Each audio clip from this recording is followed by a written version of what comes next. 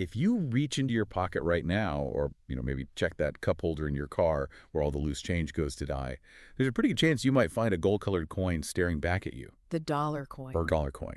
And on it, there is a young Native American woman. She's carrying an infant on her back. She's looking over her shoulder, looking stoic, looking forward. We all know who it is. It's Sacagawea. It is. She is, without a doubt, one of the most recognizable faces in the American historical pantheon. She's on the money. She's in the textbooks. Right. And yet, if you actually sit down with the source material, the journals, the oral histories, the ethnographic studies, she is arguably one of the most misunderstood figures in that entire history. It is wild when you actually stop and think about it. We have this very specific, almost mythologized image of her. The guide pointing the way west for Lewis and Clark, like a living GPS. Yeah, that classic pose. But when you actually dig into the sources we have for today, the picture gets blurry fast. And it's not just blurry, it's full of contradictions.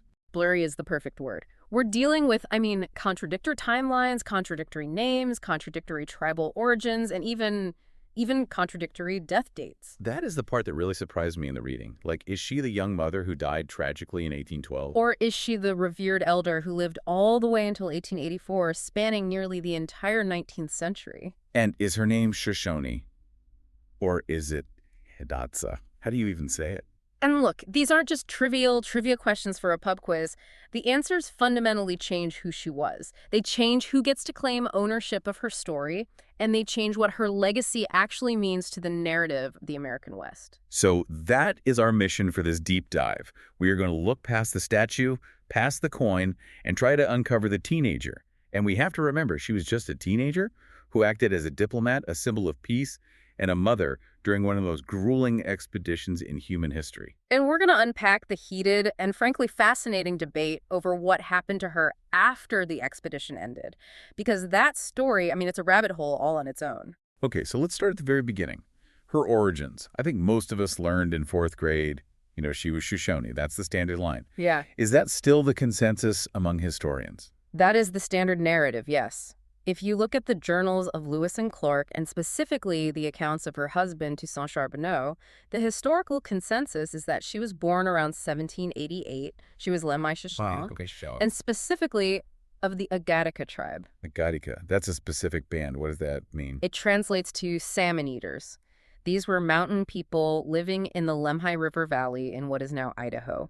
Their entire culture, their sustenance, it all revolved around the salmon runs in those river systems and, hunting in the Bitterroot Mountains. Okay, so she's from the mountains of Idaho, high country. But the expedition meets her in North Dakota, which is flat, plains country. That is a massive geographical distance, especially in the year 1800. How does a 12-year-old girl end up hundreds and hundreds of miles from home? This is where the story really begins, and it doesn't begin with adventure. It begins with trauma, significant trauma. Right. Around the year 1800, when she was about 12 years old, there was a raid. Hidatsa warriors, who were based in North Dakota, traveled all the way to the Rockies and attacked her group. And reading the background on this wasn't just a little skirmish. Mm-hmm. The sources describe it as a massacre. It was brutal. The Shoshones were outgunned. The Hidatsa had access to firearms through trade networks that the Shoshone just didn't have yet. Oh, okay. So 4 Shoshone men, 4 women, and several boys were killed in the attack. And Sakagawea, along with several other children, were taken captive. So she's 12. She watches her family and her friends get killed. And then she is forced to walk. She was marched from the Rockies all the way to a Hidatsa village near present-day Washburn, North Dakota. That is roughly a 600-mile journey. On foot, likely bound, traveling with the very people who just destroyed her village. We really need to pause and acknowledge the harsh reality of that. She's a child. She's a prisoner of war, essentially. She's being taken to a completely different landscape, a different culture, a language she doesn't speak. Precisely. And she lives among the Hidatsa for a few years. Her status there is debated. Was she a slave? Was she adopted into the tribe? It was likely somewhere in between, a captive with very few rights. And then things get worse for her. Then around age 13, maybe 14, the ownership of her, it changes hands again. She is either sold to or won in a gambling match by a man named Toussaint Charbonneau. Charbonneau. Yeah. The French-Canadian trapper. Every time he comes up in the sources, he seems, Let's just say unimpressive is the polite term. That is a very, very polite way to put it. He was a Quebecois trapper living among the Hidatsa. He was much older than her in his 40s. He actually acquired 2 Shoshone wives, Sacagawea, and another girl we only know as Otter Woman. I think we need to be really clear about the dynamic here. This isn't a romance novel.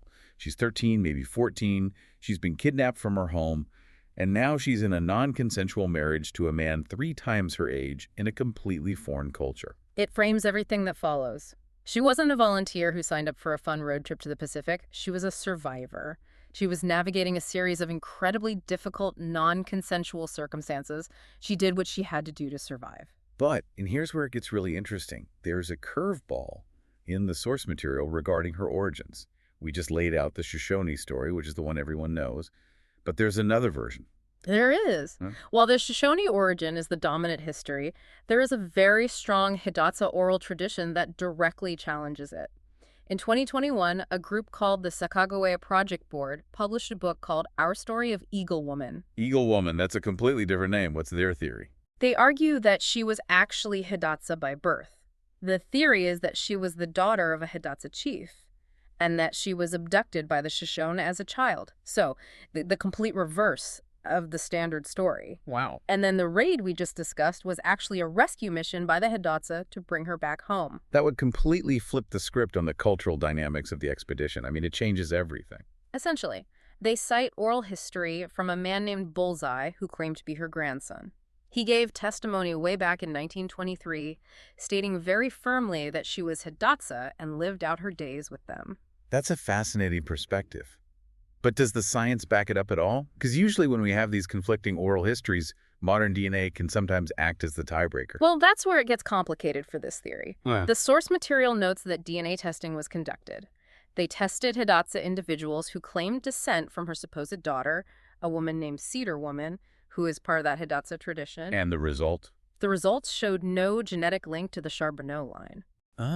So the biology doesn't seem to support the Eagle Woman theory. From a factual evidentiary standpoint, the DNA is a pretty significant counterpoint. But the existence of this theory, it highlights something really important for us to understand. Different tribes claim ownership of her legacy. She is a figure of immense pride for both the Shoshone and the Hidatsa. And that struggle for who she belongs to is a huge part of her story. She's a national icon, but she's also a tribal icon, and those identities clash. Okay, so regardless of exactly how she got there, whether by capture or by what they claim was a rescue, by the winter of 1804, she's with Charbonneau in North Dakota. And this is when history comes knocking in the form of the Corps of Discovery. Lewis and Clark arrive. They've traveled up the Missouri River, and they stop near the Hidatsa and Mandan villages to build Fort Mandan.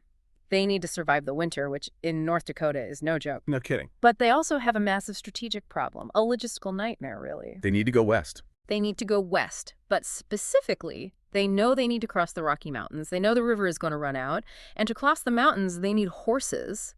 You simply cannot carry tons of gear over the Rockies on your back. And who has the horses? The Shoshone, the very people Sacagawea came from.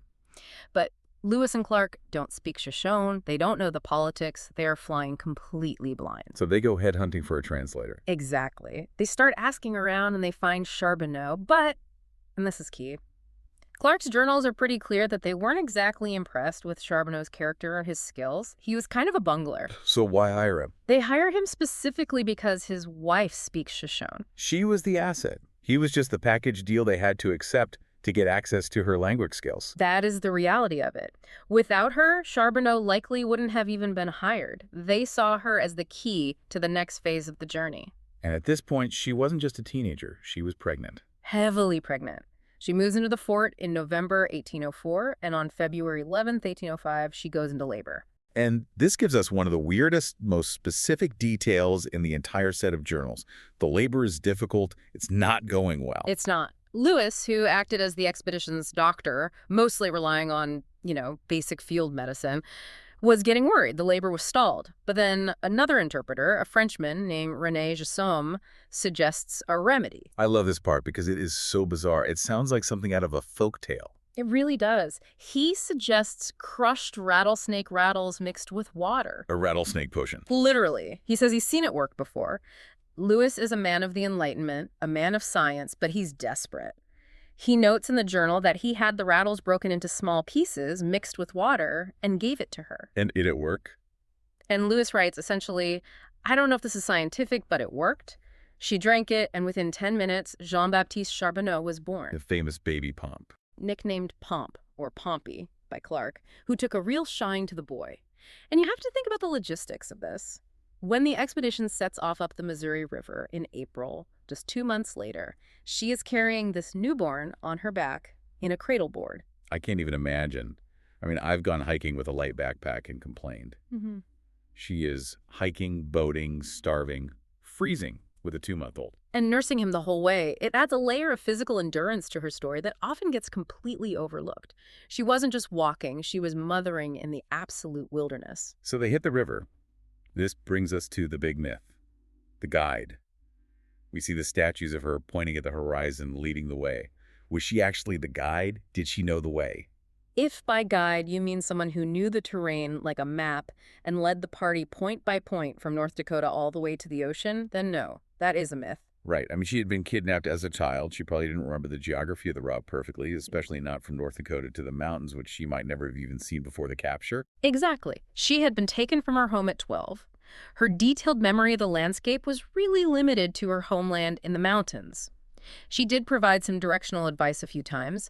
The sources mentioned she recognized Bozeman Pass and later Gibbons Pass on the return trip, which was genuinely helpful. So she helped, but she wasn't leading the column with a pointed finger. No, that image is a 20th century invention, really. So if she wasn't the GPS, what was her actual value? Why is she so famous if she wasn't leading the way? Her value was, well, it was diplomatic. And frankly, it was about optics. Optics, how so? William Clark wrote something really profound in his journal. He said, "A woman with a party of men is a token of peace." That makes so much sense. A war party doesn't bring a teenage mother and a nursing infant. Correct. Her very presence reconciled native tribes to the expedition's intentions. It signaled, we are not here to attack. If you're a native group watching this boat come up the river and you see 30 heavily armed men, you prepare for war. Absolutely. You assume the worst. But if you see 30 armed men and a woman with a baby, you assume it's a traveling party, or maybe traders. Arguably, her presence saved them from being wiped out simply by her being visible on the boat. That is a much more subtle, but maybe even more powerful role than just pointing a finger. She was a human shield, in a way, or a human white flag. And then there is the translation. We talked about how they needed horses. But have you ever stopped to think about how the communication actually worked? It wasn't direct at all. I assume it was complicated. It was a game of telephone, a frustrating game of telephone. Let's say Lewis wants to speak to a Shoshone chief. Lewis speaks English. Okay, step 1. He speaks to a Frenchman, usually Jusem or Charbonneau, who speaks French. Step 2. English to French. Then Charbonneau speaks Hidatsa to Sacagawea. Because remember, Charbonneau didn't speak Shoshone and Sacagawea didn't speak French or English. They communicated in Hidatsa, the language of her captivity. Step 3. French to Hidatsa. Then Sacagawea speaks Shoshone to the chief. Wow. And then the answer has to come all the way back down that same chain. Yes. Shoshone to Hidatsa, Hidatsa to French, French to English. Just to ask for a horse or negotiate a route, imagine the potential for miscommunication. The margin for error there is huge. One wrong word, and you could start a conflict. It is, but she was the linchpin. She was the only one who could bridge that final crucial gap. Without her link in that chain, the chain breaks. The expedition literally cannot communicate with the people they need most to help them. She also had some genuine action hero moments, though. It wasn't just talking. I love the story of the river rescue. May 14th, 1805. This is a defining moment for her in the journals. They're on the river, and a sudden squall hits. A pirogue, one of their boats, which Charbonneau is steering, because of course it's Charbonneau. Of course. It gets hit by the wind and capsizes. And Charbonneau panics, right. He completely freezes. The journals say he's crying out to God, he's useless. Meanwhile, the boat is filling with water, and this boat contains the journals, the scientific instruments, the medicines, everything essential to the mission. If those are lost, the expedition is basically over, or at least the entire record of it is gone. Yeah. We wouldn't be reading Lewis's journals today if they sank to the bottom of the river. And while Charbonneau is panicking, Sacagawea, with her baby presumably strapped to her back, just reaches into the water. She calmly fishes out the journals, the books, the instruments as they float away. That is incredible composure under fire. Lewis and Clark were beyond grateful. They actually named a river after her, the Sacagawea River, specifically to honor that act. It's one of the few times they name a geographical feature after a woman on the entire trip.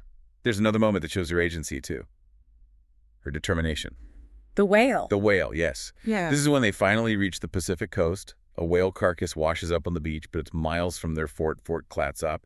The men are all getting ready to go see it. It's a spectacle. And she basically puts her foot down. She says, I'm going to. She insists. She makes a case for it. She says she has traveled a long, long way to see the great waters, and she is not going to be left behind while they go see this monstrous fish. And they listen. She goes. I love that. It shows she wasn't just a passive piece of cargo. She had curiosity. She had desires. She wanted to see the world she was traveling through. And she was willing to sacrifice for the mission, too. There's the story of the sea otter robe. Right, at the Pacific. This was a gift for the president. The captains wanted a magnificent sea otter fur robe to bring back to President Jefferson. It was a crucial diplomatic gift, but they had run out of their good trade goods. The native owner just wouldn't sell it for anything they offered. So what happened? How did they get it? Sacagawea took off her own beaded belt, something personal and valuable to her, likely made with blue beads, which were very prized, and offered it. That selfless act secured the robe. She literally gave the clothes off her back for the success of these men who had essentially hired her husband. It speaks volumes about her character, or perhaps her pragmatism. She knew the expedition had to succeed so she could survive it and maybe get home. So we have the travel, the translation, the rescue, but we have to talk about the reunion, because if this was a movie, people would say it was too convenient, too unbelievable. It is an absolutely cinematic moment. It's August 1805. The expedition is desperate. They're at the headwaters of the Missouri. They've found the Shoshone, but negotiations are tense. They start that long, clumsy translation chain we talked about. And Sakakawea is there, beginning to interpret for the tribal leader, a man named Kamehameha. And suddenly she stops. She recognizes him. It's her brother. It's her brother. The journals describe her jumping up, running to him, throwing her blanket over him, and just weeping. Clark wrote that she danced for the joyful sight. She sucked his fingers, which was a Shoshone sign of deep friendship and recognition. That is just incredible. She was kidnapped 5 years earlier, dragged hundreds of miles away, and by pure chance, the specific band they encounter is led by her own brother. And that emotional connection sealed the deal. The tension was broken. The Shoshone provided the horses and the guides they needed to cross the Rockies. Without that family reunion, the Corps of Discovery might have stalled out right there and failed. It really emphasizes how precarious the whole expedition was. It relied on this one young woman's specific personal connections. Absolutely. The fate of the American claim to the Pacific Northwest hinged in that moment on a brother and sister finding each other in the mountains. Now, before we get to the end of her life, or lives, plural, which we will get to, we have to address the elephant in the room, or maybe the bird in the room. Her name. Oh, the name controversy. This is a minefield of linguistics and tribal politics. It's fascinating. So how do you say it? Is it Sacagawea with a G? Sacajawea with a J? I feel like I've heard both used with total confidence. Okay, let's break it down. The federal and academic standard is usually Sacagawea with a hard G. And that comes from where? It comes from the Hidatsa language. Sakaka means bird, and Wea means woman, so bird woman. In Hidatsa, there isn't really a soft J sound, like ja.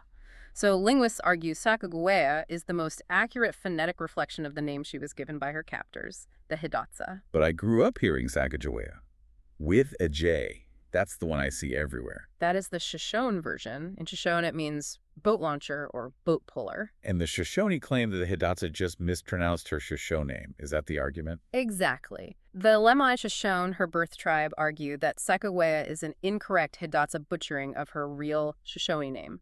They prefer Sacajawea with the J. So the Shoshone use the J, but the academics use the G. And then, just to make it more complicated, you have the official spelling of North Dakota and the three affiliated tribes, which is Sakakawea with a K. So where did the J come from in popular culture if the academics dislike it so much? You can thank Nicholas Biddle for that. He edited the journals for publication back in 1814, and he's the one who first transcribed it with a J. Then, a novelist named Eva Emery Dye published a massive best-selling book in 1902 called The Conquest, which completely popularized that spelling. So it's fascinating that the version considered incorrect by linguists is the version preferred by our own people. It creates a real tension between, academic accuracy and cultural sovereignty. Who gets to name her? The people who captured her or the people she was born to? That is a great question. And it's one that doesn't have an easy answer. Speaking of questions without easy answers, Yeah. when did she die? Because until I read these sources, I thought this was settled. But apparently there are, well, two Sacagaweas. This is the biggest historical debate surrounding her. There are two completely different timelines, two completely different life stories after the expedition. Let's start with theory number one. This is the historian's view, the 1812 death. This is the theory that is overwhelmingly supported by the documentary evidence. We have a journal entry from a clerk named John Luddig. He is at Fort Lisa, a trading post on the Missouri River, and the entry is dated December 20th, 1812. What does it say? It reads very clearly, "The wife of Charbonneau, a snake squaw, died of putrid fever." Snake being a common, if derogatory, term for the Shoshone at the time. Yes. Luddig notes she was about 25 years old and left behind a fine infant girl. This would be her daughter, Lizette. That sounds pretty definitive. It gets stronger. William Clark, years later, wrote a list of all the expedition members sometime around 1825. He lists everyone, Lewis, Ordway, the whole crew. Next to Sacagawea's name, he wrote one single word, dead. Clark himself said she was dead. And there are adoption records, right? Yes. In 1813, Clark formally adopted her two children, Jean-Baptiste and the infant Lizette. In Missouri courts at the time, adoption usually required the parents to be confirmed dead or, totally incapacitated. Clark became their legal guardian. So if you look at the paper trail, the journals, the legal documents, Clark's own personal notes, she died young, a tragedy, end of story. But then comes theory number two, the legend of 1884. This is the one that says she lived a whole other life, a much longer one. The story goes that she didn't die in 1812. Instead, she finally left the abusive Charbonneau, which, let's be honest, would be completely understandable. Oh, yeah. She wandered the plains, maybe went down to Comanche territory, married a Comanche man named Jerk Meat, and lived a long, long life. Jerk Meat? Yes, translated as Jerk Meat. And eventually she supposedly returned to her people, the Shoshone, at the Wind River Reservation in Wyoming. There was a woman there named Porivo, which means chief woman. This Porivo died in 1884. And people believe Porivo was Sacagawea. Dr. Grace Raymond Hebbard, a professor and a prominent suffragist, spent 30 years promoting this theory in the early 20th century. She interviewed Comanches and Shoshones who said that Porivo had a peace medal from the president and would tell stories about the Great Water and the Long Knives, the term for the explorers. Why do you think this theory caught on so strongly? I think it's because we want it to be true. The 1812 death is sad. It's tragic. She's a victim of disease and a hard life at only 25. The 1884 theory gives her agency. She leaves her husband, she travels, she becomes a revered elder. It's a much more satisfying narrative arc. And the suffragists you mentioned, they loved that story of independence. They did. They championed her as a symbol of women's strength and worth. But we have to be the voice of reason here. What does the expert analysis say today? Modern scholarship generally deems Hebbard's work long on romance and short on hard evidence. The Luddig Journal and the adoption papers are very, very difficult to explain away if she was still alive. It's extremely unlikely Clark would have adopted her children if she were alive and well somewhere on the plains. And there's even a third variation, right? The Hidatsa oral tradition. Right. That tradition, the one from Bullseye, says she lived until 1869 among the Hidatsa. So we have three potential death dates, 1812, 1869, and 1884. It shows that she became a folk hero. Different people needed her story to be different things. But if you are a betting person, and you're betting on the documents, 1812 is the safest bet. Even if she died in 1812, her legacy lived on through that baby on her back. We have to talk about Jean-Baptiste. Baby Pomp. His life was arguably even crazier and more unbelievable than his mother's. I was blown away by this part of the notes. It really was an extraordinary life. So, as we said, William Clark adopts him. He gets a good boarding school education in St. Louis. He's raised with relative privilege, learns to read and write. Okay, standard enough for a ward of a famous explorer. But then, at age 18, he meets a German prince, Duke Paul Wilhelm of Württemberg. The Duke is on a grand tour of the American frontier. And they just become friends. A German prince and the son of a Shoshone guide. They hit it off. The Duke is fascinated by him. He invites him to Europe, so the baby from the canoe goes to Europe. He goes to castles. He meets royalty. He lives in a European court for 6 years. He learns 4 languages, German, French, Spanish, English. He learns defense. He learns classical music. He supposedly fathers a child in Germany named Anton. That is wild. From a cradleboard on the Missouri River to a German castle. And then he comes back. He returns to the American West in his late 20s and becomes a mountain man, a guide, a trapper. He guides the Mormon battalion during the Mexican-American War. He becomes a magistrate in California. He even works as a hotel clerk during the gold rush. From the cradleboard to the German courts to the gold rush. You can't make this stuff up. He died in Oregon in 1866 on his way to a new gold rush in Montana. He bridged the entire history of the American frontier from exploration to settlement to industrialization. If you want to understand the 19th century, just look at the life of Jean-Baptiste Charbonneau. That is a movie waiting to be made. I would watch that miniseries in a heartbeat. Truly, it's an incredible story. So let's zoom out to the big picture, her legacy. We mentioned the suffragists adopting her as a symbol. Yes. In the early 20th century, as women were fighting for the vote, Sacagawea became this potent symbol. The National American Women's Suffrage Association used her story to argue that women had been integral to the founding and expansion of the nation. It's interesting how she goes from being barely mentioned in the early history books, often just called the Indian woman, to being this major icon. That 1902 novel by Eva Emery Dye was pivotal there. It absolutely mythologized her. It turned her into the mother of the West. It gave her speeches she probably never made and feelings she might never have had, but it cemented her fame in the American imagination. And now she's on the coin. And the source material says she has more statues erected in her honor than any other American woman. Which is a testament to her enduring appeal. But statues are static, you know. They freeze a person in one pose, and sometimes that pose is deeply problematic. You're thinking of the Charlottesville statue. Yes. There was a statue in Charlottesville, Virginia, erected in 1919. It depicted Lewis and Clark standing tall and gazing west, with Sacagawea crouching, really cowering, almost servilely at their feet. Oof. That sends a very clear and very wrong message. It was finally removed in 2021. The local Native American tribe and her descendants criticized it heavily for years. They said it presented this weak, submissive image of someone who was actually an essential diplomat and a survivor. It's a powerful reminder that how we remember historical figures often tells us more about us and our own biases than it does about them. Precisely. Every generation reinvents her to suit their own needs and their own narratives. She's also a pop culture fixture. We've got Night at the Museum, where she's a major character. Okay. We've got The Simpsons, where Lisa Simpson plays her in a school play. She's transcended history to become a part of the cultural furniture. She's become shorthand for Native American guide. So what does this all mean? We have the teenage captive, the mother, the diplomat, the disputed death, the pop culture icon. I think the biggest takeaway is that we need to allow her to be complex. She wasn't just a guide pointing a finger. She wasn't just a victim. She was a survivor navigating a world that was often incredibly hostile to her. She was a token of peace in a time of war, the calm center in a literal storm in the river. And whether she died at 24 or 95, her contribution is undeniable. She was the bridge between worlds. It brings me back to that final provocative thought for our listeners. We often celebrate her as the woman who opened the West. Right. That's the classic slogan. But I want you to consider the irony in that. The woman who helped open the West for the United States was herself a captive.